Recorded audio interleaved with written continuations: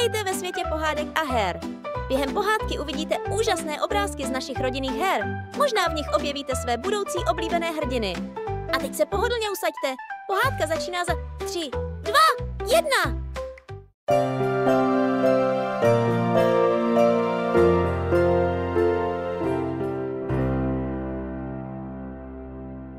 Srbská pohádka Jak těžko jest zalíbiti se lidem všem.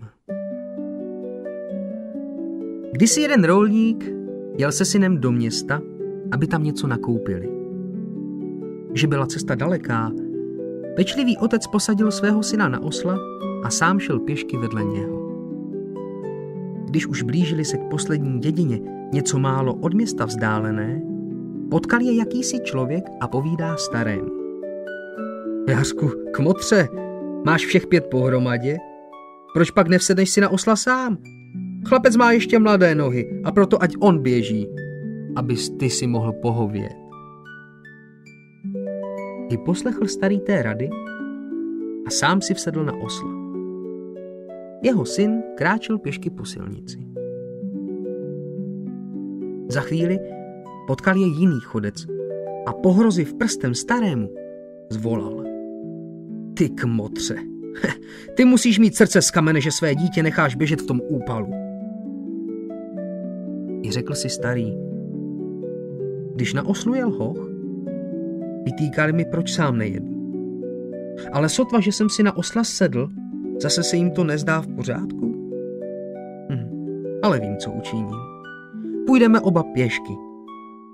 A bude po řeči a výčitkách. I slezl hned z osla a podav úzdu synovi pravil. Veď chvíli zvíře, ať si odpočine. Netrvalo to dlouho a už oba spozorovali, že se jim lidé smějí. Hle, 2 dvounozí oslové vedou 4nohého.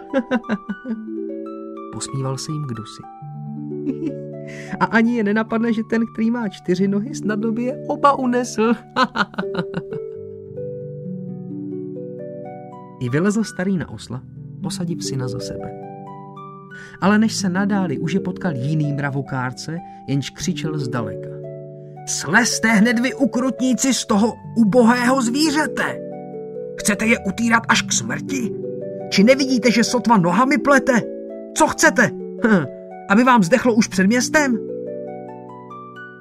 I sestoupili z osla otec i syn a uchopivši ho za přední a zadní nohy, jež mu svázali, nesli jej, aby nikdo nemohl jim vytýkat, že zvíře týrají a že jsou bez citu. Synovi se to sice nezdálo, ale otec mu řekl. Když jsme jeli na oslu, vytýkali nám to. Patrně si lidé přejí, aby osel jel na nás a ne my na něm.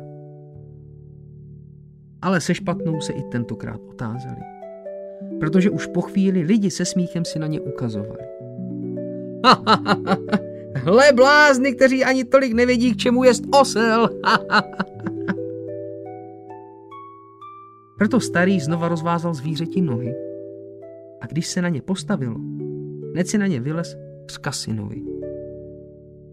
Nyní si aspoň viděl a sám se přesvědčil, jaký pošetilec jest člověk ten, jenž chce vyhověti lidem všem.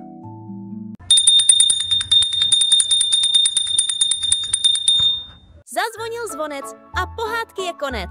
Doufáme, že se vám pohádka líbila. Ale to není vše, co pro vás máme připraveno. Chcete více kouzelných příběhů? Přihlaste se k odběru našeho YouTube kanálu nebo nás navštivte na špidla.cz.